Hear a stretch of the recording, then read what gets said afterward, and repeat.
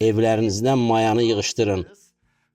Çünki 1-ci gündən 7-ci günə qədər mayalı çörək yeyən hər kəsin ayağı İsrail övladlarının arasından kəsilməlidir.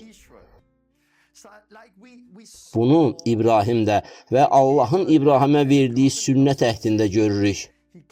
Sünnət olunmayanların hamısı Allahın xalqı arasından kəsiləcək və vədi miras olaraq almayacaq. Xilas üçün Çıxış kitabında quzunun qanından başqa bir şey də var idi.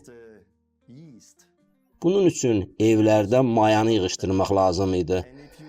Mayanı yığışdırmamaq evinizdə günahı saxlamaq deməkdir. Qan tökülməli olsa belə, mayanı yığışdırmayan hər kəsin ayağı İsrail övladlarının arasından kəsilməli idi. Biz çox vaxt düşünürük ki, İsa'nın qanı günahımızı örtür. Amma maya olan evdə qan onları xilas eləmədi. Günahın rəmzi olan mayanı qan örtmürdü. Bunu başa düşməliyik. İsa tövbəni çarmıxdan əvvəl təbliğ eləyirdi. Çarmıx və qandan əvvəl tövbə olub. Tövbə lap əvvəldən olub. Tövbə elə və sonra qana iman elə.